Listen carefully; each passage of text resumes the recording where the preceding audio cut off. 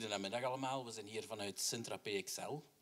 De naam is al enkele keren vernoemd. Ik heb ook al enkele cursisten tegengekomen, dus het is toch met enige fierheid dat ik hier mag komen spreken en het traject wat wij hebben tot wijnbouwer-wijnmaker voor te stellen. Jullie zien ook een QR-code. Als jullie die even inscannen, dan komen jullie op de opleidingspagina. De inschrijvingen die worden geopend vanaf 1 mei. Het is een opleiding van 2 jaar. We hebben die pas herwerkt van 3 jaar naar 2 jaar. Dit jaar starten we op 19 september met theorielessen op donderdagavond en praktijklessen op zaterdag overdag. Die praktijklessen, ja, wijnbouw, jullie zullen het wel weten, we zijn afhankelijk van de seizoenen en van de weersomstandigheden. Dus die zijn altijd op afroep. Dus het kan altijd goed zijn dat jullie op woensdag melding krijgen van hey, op zaterdag hebben jullie les. Dat is toch wel iets om rekening mee te houden.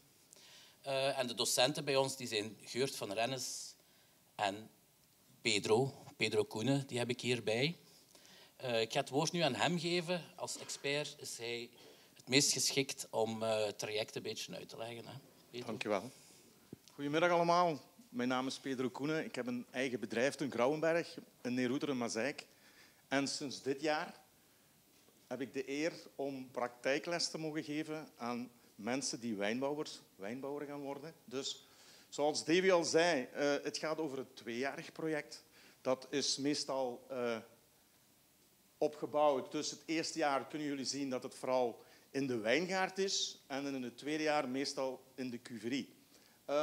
We gaan sinds dit jaar wel op locatie.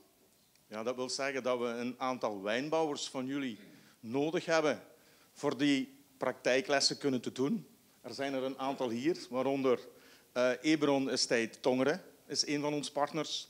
We hebben een nieuw wijndomein in Tongeren, dat is Lau, die gaat mee in het verhaal. En dan hebben we wijngoed Alauda uit Mazeik, Aldenijk, die mee in het verhaal gaat. Dus we gaan op locatie lesgeven. Bijvoorbeeld, dit jaar zijn we begonnen met een bepaalde snoei uit te leggen. Bijvoorbeeld de zachte snoei hebben we dit jaar aangepakt. We gaan naar loofwandbeheer. Daarna gaan we naar bijvoorbeeld ontbladeren. We gaan onze cursisten of onze studenten uitleggen hoe dat het allemaal in elkaar zit. Dus op het moment dat het eerste jaar voorbij is, dan gaan we proberen voor wijndruiven aan te kopen. En we gaan onze cursisten zelf wijn laten maken. Dus in september gaan we een aantal kilo's kopen en dan gaan we onze cursisten begeleiden in dat proces. Ondertussen krijgen zij theorielessen van Geurt. En in de weekends komen ze naar mij toe.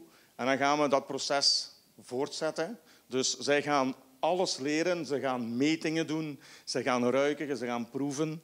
En in dat proces proberen we hun een wijnmaker te maken. Dus een heel mooi project van 2 jaar. Dus als jullie mensen kennen die deze cursus willen volgen, laat ze komen naar Sintra PXL. Ik dank u.